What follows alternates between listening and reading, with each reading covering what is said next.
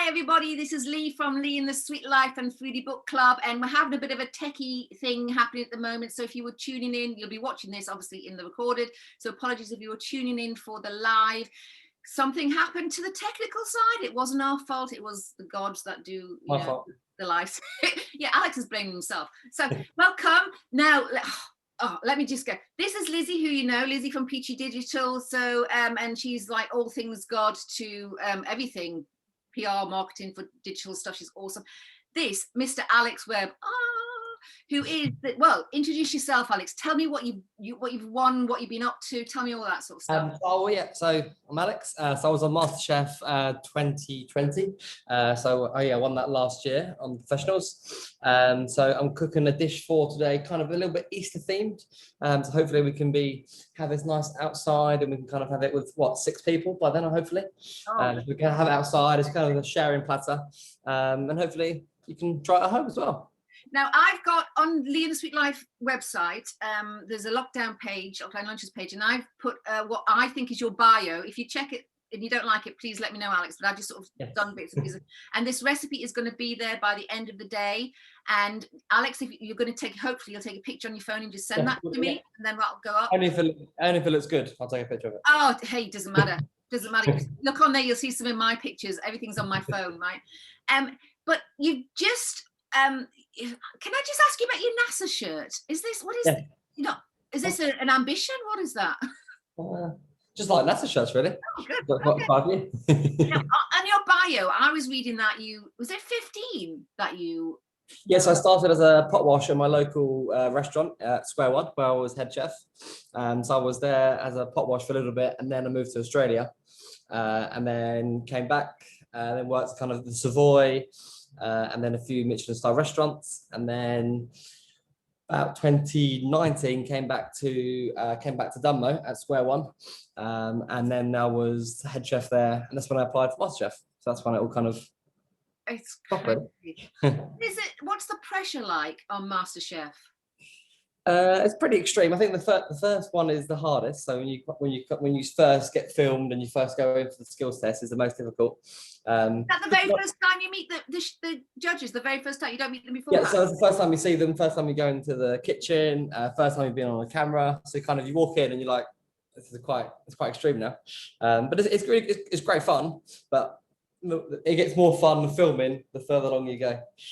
So why is it more fun the further? Are you just more relaxed? Or? Yeah, you get more relaxed. You kind of come into yourself a little bit more, and and you know the guys, so you can talk about things and just a bit easier, really. So it was kind of, and it was quite intense. It's quite a quick turnaround as well. I've heard that long hours, sleepless nights. Yes, definitely. And I think at the start, I practiced my first dish about 10 times for the first round. And your winning dish, tell us, again, that's listed in the bio, but tell us your winning dish. Oh, that's a long time ago. So the winning dish was, starter was the scallop ceviche. So scallop ceviche with a pickled pear and artichoke tartare. Had a watercress somewhere, a little bit of caviar on there. Not on that one. So that was the watercress oil, yogurt foam, and then the main course was the caviar. No, it wasn't caviar on there. And then main course was the trout. So I've actually done this dish before. So it was the trout, and then it had the parsley gel, powder, puree, parsnip gel, parsnip slaw, and then the crispy parsnips. And then the dessert was the kind of the showstopper, which was the passion fruit popper, passion fruit parfait, chocolate dome, passion fruit martini as well. So it was all kind of passion fruit. Yeah. Listen, I know, I just read it. Like, tell us what you're going to be making, and then let's get started cooking, because some people are complaining that we're not cooking. So for today, it was going to be like an Easter kind of sharing platter. So we're going for a baked lettuce. So kind of the baked lettuce is with a lemon and garlic butter. So it kind of replaces your garlic bread almost, but more healthier. And then we go into a white bean cassoulet. So it's kind of similar to the show, but we've got some chorizo as well. And then on top, some grilled chicken breasts as well.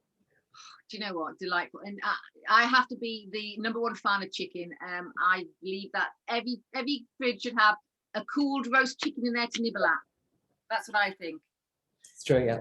Yeah. Definitely. So let's see what you're going to do. And Okay. All right. if you move the camera down so we can see what you're doing, that's fine, because you know, Yes. live, we'll move it up and down. Cool. So we're going to start off with the lettuce. So Uh-huh. really, really simple. So we've got a romaine lettuce here. So one almost serves four, really, to be honest with you.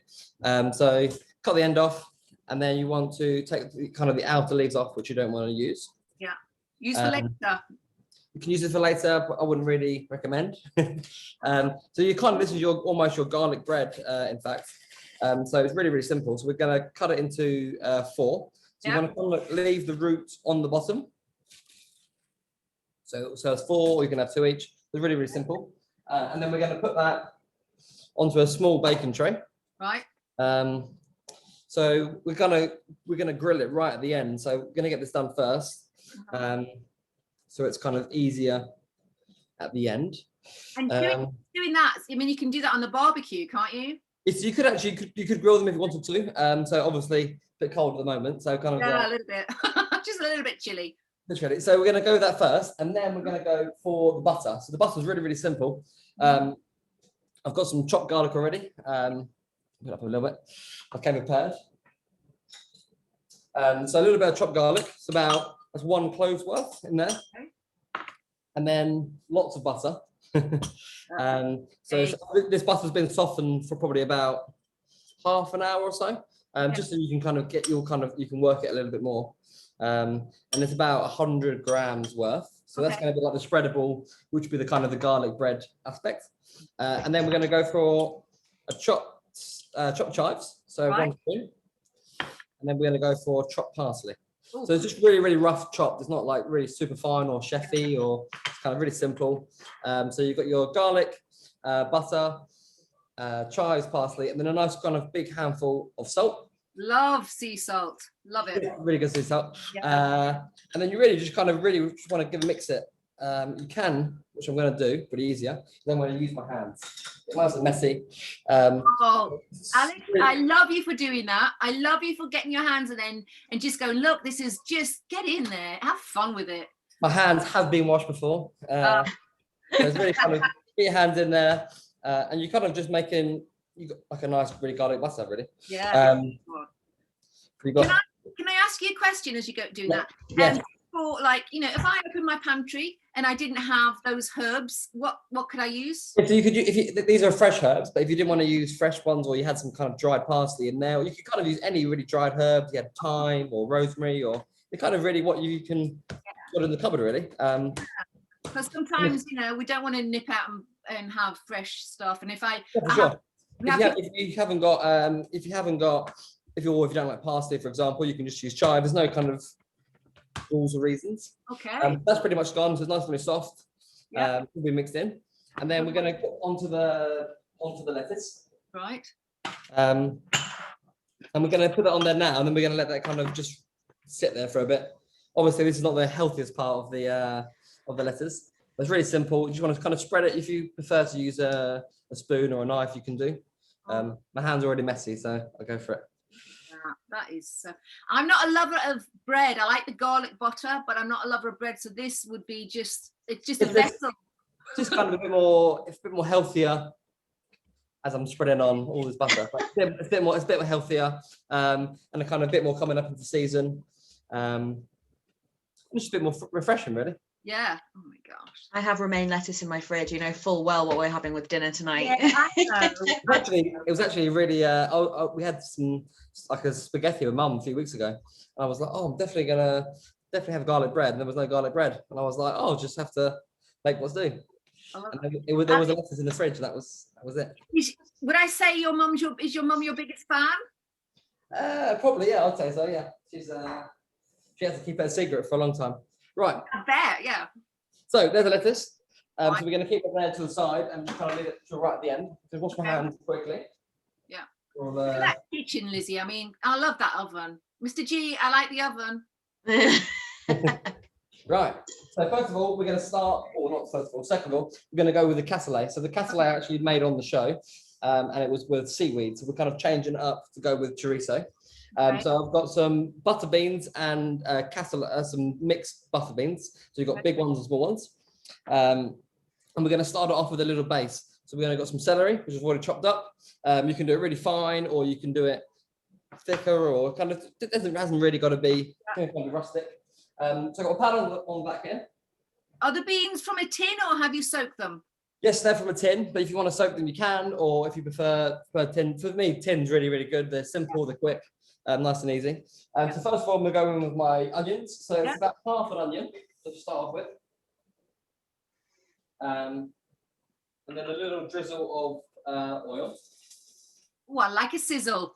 So a little tip, when you cook your onions to start off with, if you add a little bit of salt and you kind of season the onion, the salt draws the moisture out of the onion and it stops it burning. This is not like a medium heat, but it kind of just stops it burning. And then we've got a little bit of garlic as well. So I had 2 cloves. One was for the butter and one was for this as well. Okay. There we go.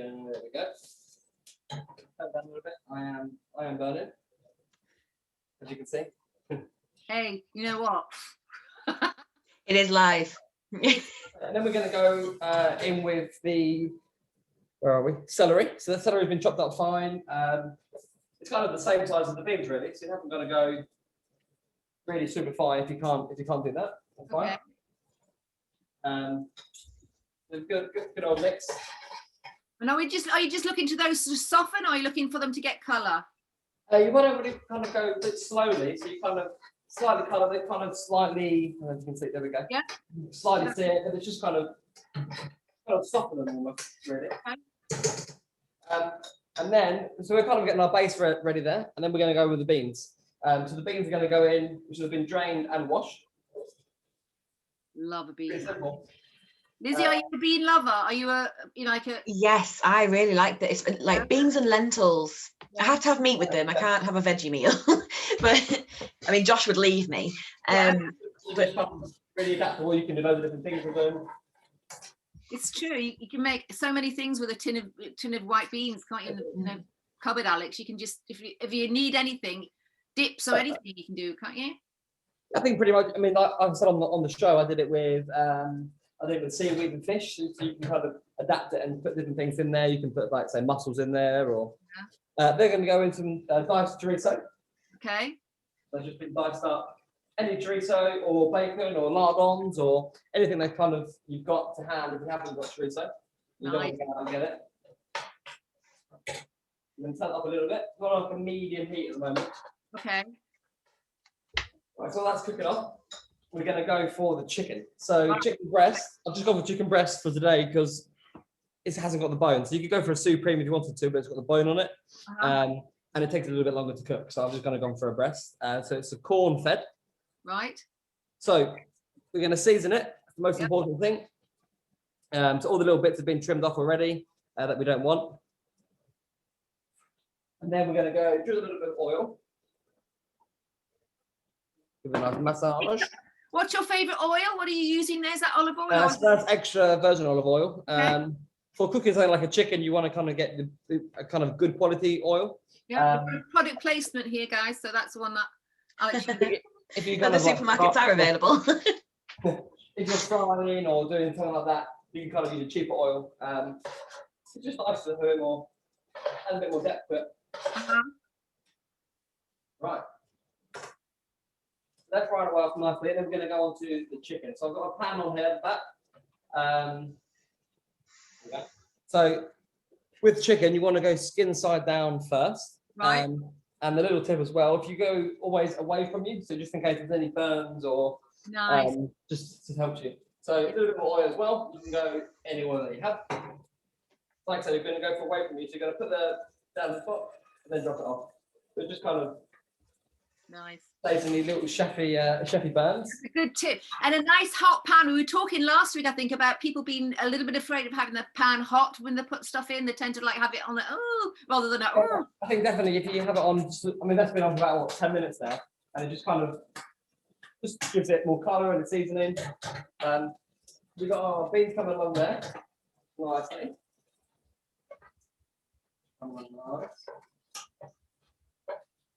well, you use any kind of type of beans that you like. You can haven't got to use butter beans. You can kind of go for a different selection.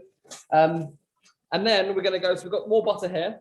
So really, to make the cassoulet, you kind of make it like a really creamy sauce without the cream. Okay. Which is you see, you were saying that you're using too much butter, but just put it this way: you're not using cream. There you go. It's outweighs like that. Oh, there we go. Oh. Have we got time to ask you a question while you're in between things? What's that? Sorry. Have I got time to ask you a question? Yes, definitely. Yep. Okay, so if it was my birthday, and it's not, but if it was, what would be the one purchase you have somebody buy for me? What would be the one? What? Purchase. What would be on my birthday wish list? Oh, a cooked dinner by me. Oh, Modest. you know what? Lizzie and I are making a tour of all the chefs that we've done, so we're going to be there. Yeah. So, okay, I'll ask a different question then, because actually that's my. Give me one top tip for a home cook. Top tip for a home cook. Well, here's a good one actually. So, if you're cooking any green vegetable, so from broccoli, asparagus, if you could pour all of the salt into the water, and the green vegetable would only absorb the amount of salt that it needs. And then it wouldn't take any more. So when you're cooking green vegetables, your broccoli or whatever for your Sunday roast, you can season it, kind of almost over season it, and the broccoli will only absorb the salt that it needs, and then it won't take any more. I didn't know that. That's so good. A good tip. Only green vegetables. That is so cool. I mean, I've heard the thing about, you get spaghetti and you put, make it like seawater, but never about that. That is so cool. There we go. So cool. Right, so I'm just going to add in the butter here. It's quite a fair bit of butter. And I love it. Oh, what's going on? I'm frozen. Oh, no. All good? Oh, you're back now. You're back. You're frozen for a moment. Yeah, butter in. Right, I'm in. So we're going to add in a fair bit of butter. Once the butter starts melting, we're going to add some vegetable stock. Oh, sorry, chicken stock. So this one is preferred vegetable stock. You can add that. Okay. It's about 500 mils. And then we're going to kind of bring the heat up a bit more to quite a high heat, and we're going to reduce down the stock and the butter. I've got a little bit more butter here left as well, and we're going to add that at the end.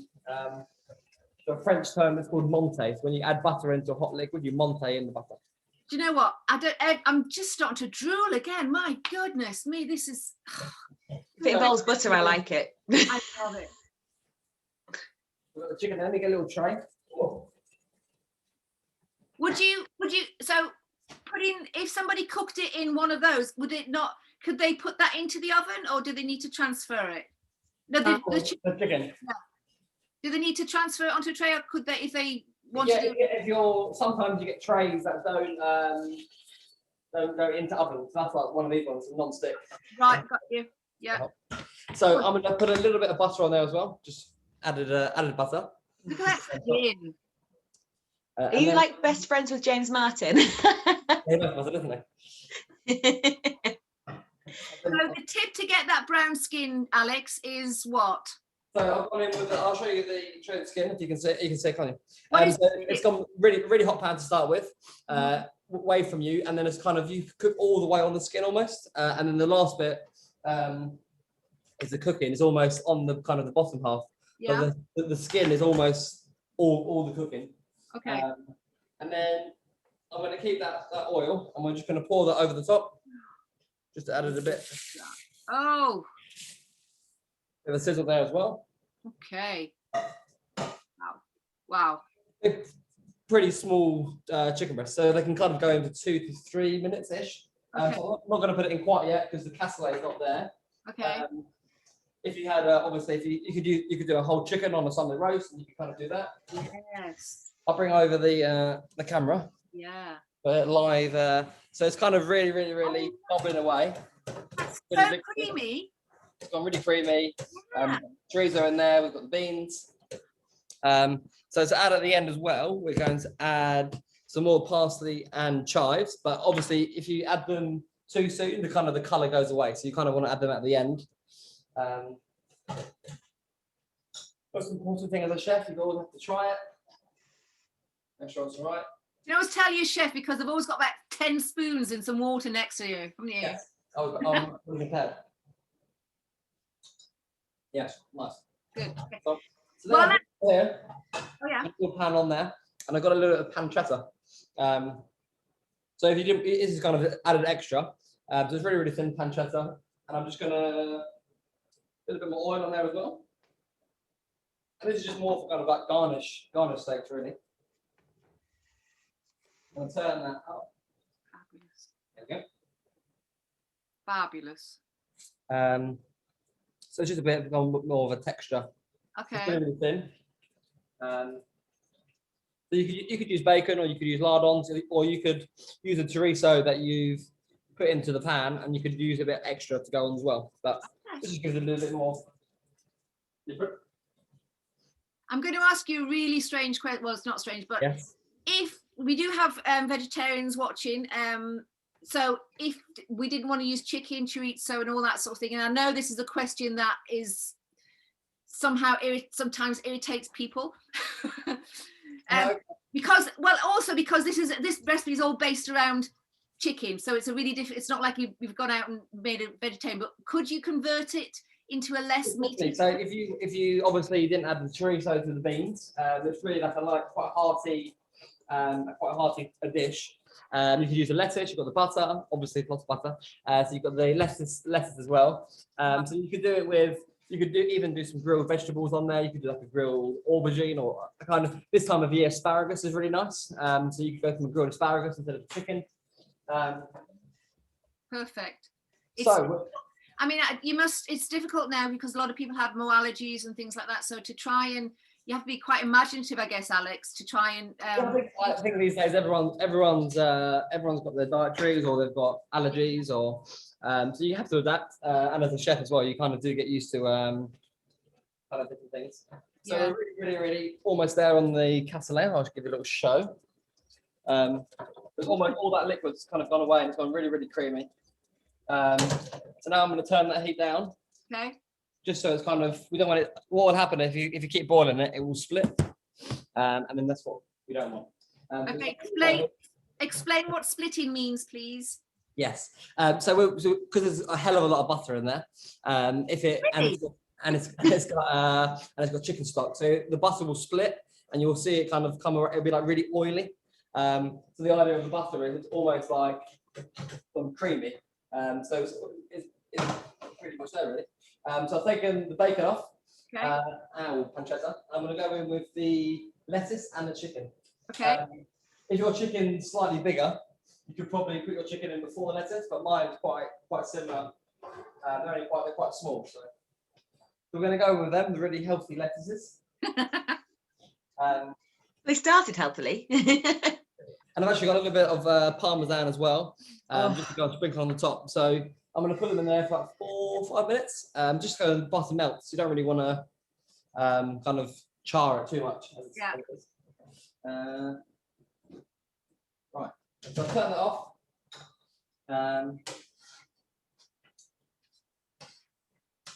It's not too far away. I think we're pretty much. That's good. Yeah, hot.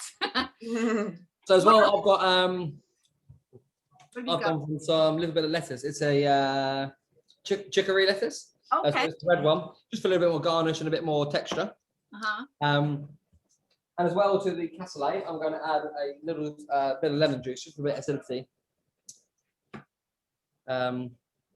Little tip as well, when you squeeze your lemon into the pan like this, you want to, as your hand is like a little almost a sieve, so you're kind of catching all the little pips. And so that's when you find that tiny little cut, isn't it, on your hand that you didn't know. Yeah. Ow. I think my fingers are probably the worst. Oof. Right, so that's done. I think we're pretty much there now. Oh, well, when you're ready, we'll while we're waiting for the chicken, I've got another couple of questions to ask you. Yeah, definitely, I'm ready to go.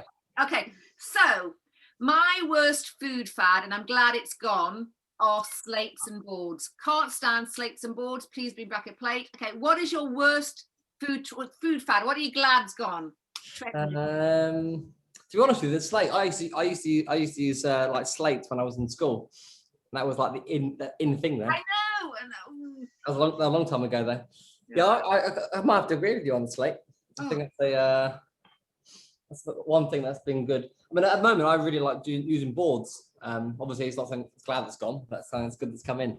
But I kind of really like kind of doing boards, starters, and sharing platters, and that's kind of something that I kind of am into at the moment. Sharing platters are very, very good. I think the whole thing about love and food is very connected, isn't it? It's just especially as well. Hopefully, I mean, fingers crossed, touch wood, wherever it is, that hopefully we can all come out of lockdown soon, so we can kind of.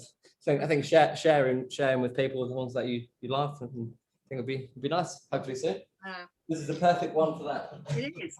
So here's another question. Just tell me when you want to, because I'll just keep asking you questions. So I'm just going to add the herbs now. Okay. So it's off the heat. And add the herbs in, so we don't cook them. Awesome. Right. Okay. 3 favorite ingredients that you like to eat, and 3 favorite ingredients that you like to cook with. They may not be the same, or they may be the same. One of them definitely butter. I like to cook with. Today. James Norton. I'd say butter. To cook with butter, fish. I love cooking with fish. I'm really comfortable and really like cooking with fish. I'd probably say and shellfish maybe. We'll go like I think mussels, my favourite one. Yes. You like mussels? I love them. Yeah, I mean. And then 3 things that I don't like. Yeah. What's a tough question? I don't really that one. Are you? Come back to me on that one. Well, let me put it in. What do you? I mean, you made fabulous desserts on MasterChef. Absolutely awesome. Is that something you're comfortable with all the time, or are you more of a saver? Actually, that's a good one. So at the start of the show, when we had the first kind of interviews, I said to everybody that I really wasn't comfortable with doing desserts. And then the first one was the strawberry pavlova, the dome, and they loved it. And I was a bit shocked really, because I didn't really think that. So I think desserts were kind of a bit of a. I think the dessert in the final was the popper and everything like that, and it really showed off. But at the start, I was like, desserts is definitely my weakest point. So now, are you still swayed towards the saviour, or do you sort of experiment more with desserts now? And now you've got the confidence in there. Yeah, I think on private dinners, I've gone for I think one of the desserts I did was the peach with the candy floss. So I've been doing the candy floss for people, and I absolutely love it. It's kind of a bit of fun, and that's why I think it's nice with the dessert. You kind of sometimes a bit boring, so it's like a bit of candy floss, and you have a bit of fun, and it all kind of adds to the experience.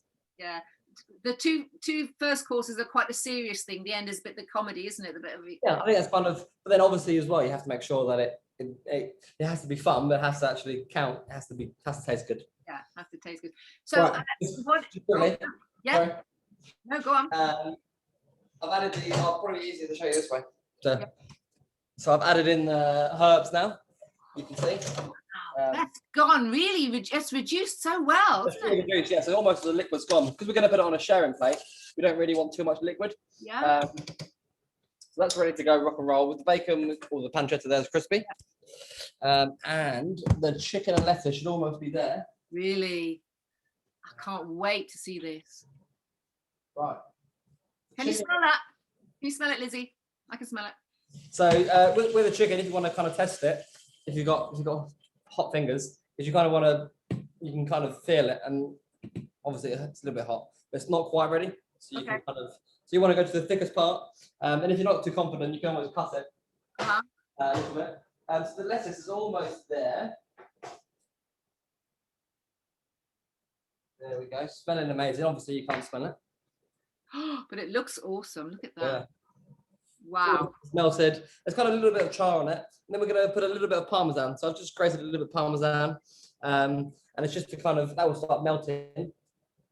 And we'll put that on top there. Perfect dish. It's smelling good. Might be my breakfast, I think, this one. You haven't had breakfast yet? No. I was getting prepared.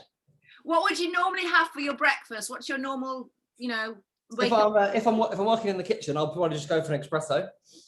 Pretty quick, simple. And then I would say I do like a nice chocolate croissant. So that's probably what my go-to. Do you know what? I love the way you're eating and cooking. It's just amazing. It's just flavor. You're not skimping on anything because you go, you know, you can still cook healthy and still have flavor and still, you know. Yeah, of course. I think it's kind of, especially at the moment as well, people want to kind of, especially in lockdown, get a bit sick of the same old. So it's nice to have a bit of difference with kind of like, even like the lettuce, it's a bit different, but it's kind of you're healthy and that kind of thing. So I think it's nice. Tell me about what's coming up for you. Tell me about your restaurant. Tell me about any projects you're doing. So at the moment, I'm working on private dinners. So they've gone really, really crazy. So I've got dinners booked up in December, I think, already. So that was really good. So they'll be really well. I've got one tomorrow for 2 people, so that's exciting. And then potentially working on a book, if we can kind of, lots of recipes, there's lots of time, and it takes a long time to do it, but hopefully I would like to do something like that as well.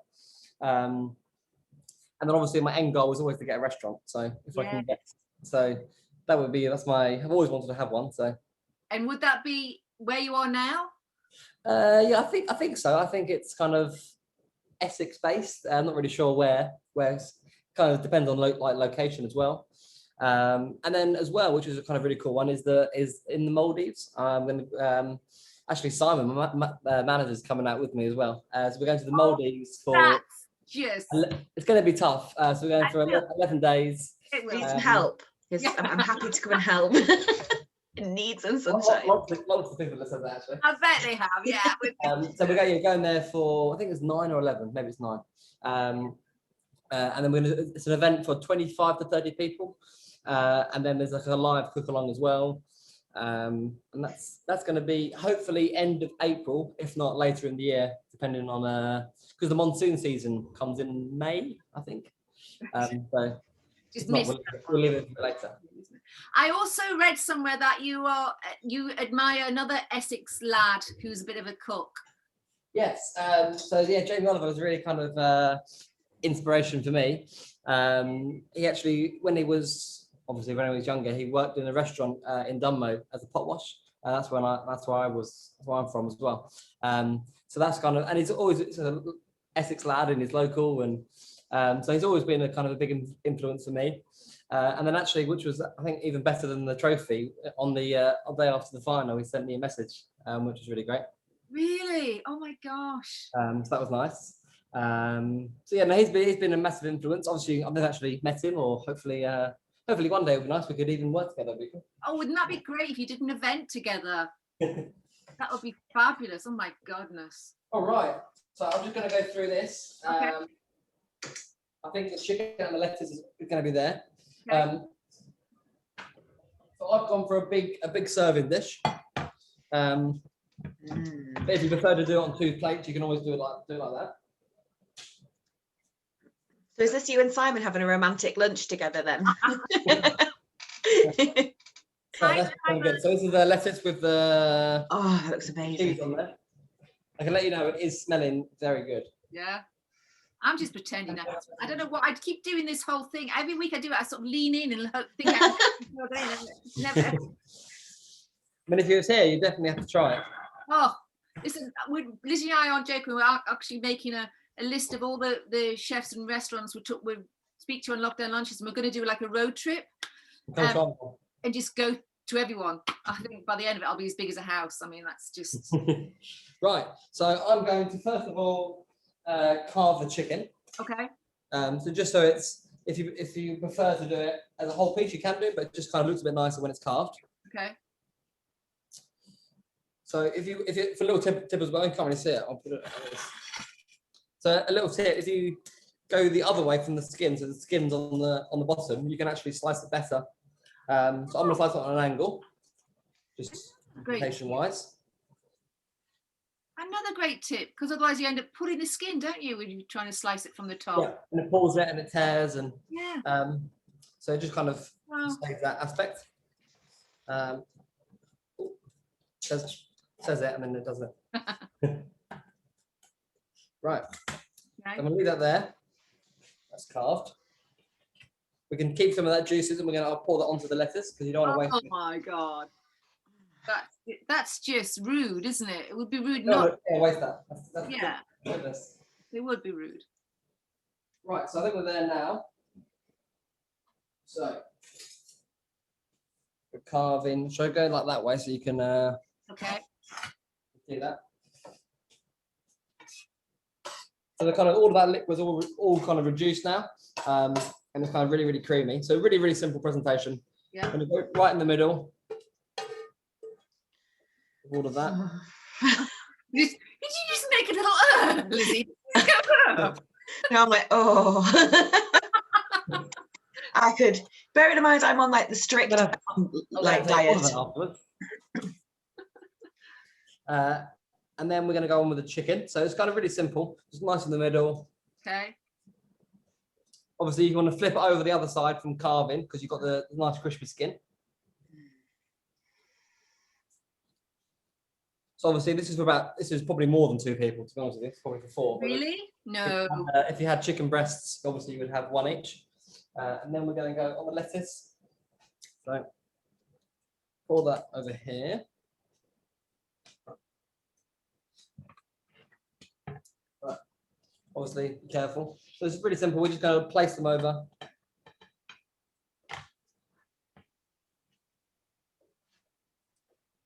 There's the silence now, like we're just watching it. It's kind of want to build a bit of height as well when you're plating up. Oh my God. Does smell good, actually.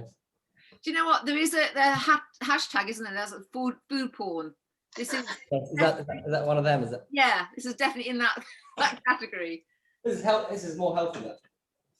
Maybe. Healthy? Oh, I love it. Oh, look at that. We're going to go with yeah. bacon. Just a few little pieces here and there.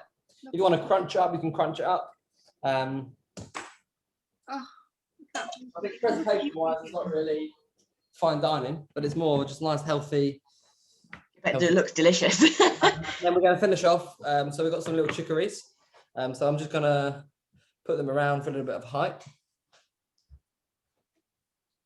So I've just cut them down the middle. So they're really simple. You take off the leaves and then just cut them around the side. Okay. It's honestly, how do you make that look that beautiful?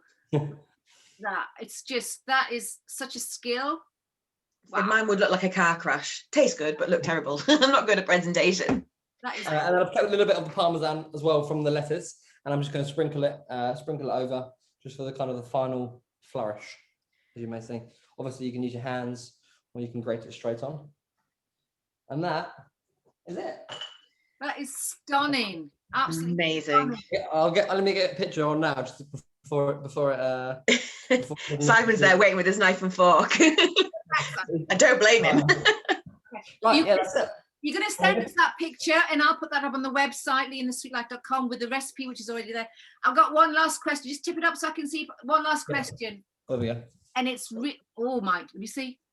Oh my Lord. Oh, look at that sauce. Oh. Yeah, so some bread in that. This is my dish. So we've got a white bean cassoulet with chorizo. We've got a grilled chicken breast, crispy pancetta, and then a baked lettuce with garlic and lemon. Just do you know what? That is absolutely blooming awesome. I think you're a star. Can I ask you the most personal question of all? Yes. Okay. Do you have a favorite knife? Oh, yes. The one I use, really. So this is a company called the Sharp Knife Company. Well, that's a good name. They actually Ron Seal name, isn't it? They sponsor me for these ones. So this is like a Western knife almost. So you can see the difference. So the knife goes in between, and it's a bit more sturdy. So this is kind of almost chef knife. So it's kind of, you can use it for anything really. And yeah, I'd say a chef knife is is the best knife to use for a kitchen. Okay. And do you let anybody else touch it? No. Don't put them in the dishwasher either. That's when they get damaged. It's amazing how personal these questions are. Everybody, your chefs go, no, nobody's touching it. And how do you sharpen it, or do you get somebody in to sharpen it? So I normally sharpen it. Yeah. So you have 2 different types. You can have a steel, which is the kind of the long one when you can kind of snip off of it, or you have a stone. So a stone kind of more hones it down. So if it's like really blunt, for example, you'd use a stone. But if you wanted to kind of just keep it sharp, you'd use a steel. Okay. Yes, I do it, but I prefer someone else to do it for me, just in case. And why not? That's what Simon.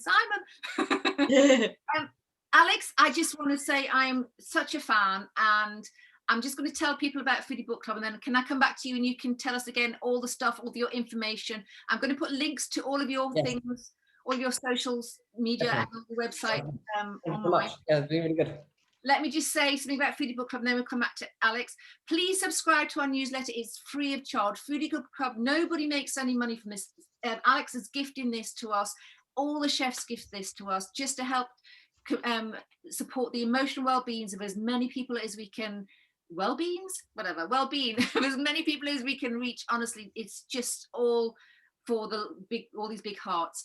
And we've got a Twitter hour, we have lockdown lunches, but the way that you can help us is subscribing to our newsletter. It's free of charge, and it's the way we get a lot of our information out to you. We give you recipes. This recipe will be on this week's. We give discounts from our small businesses that we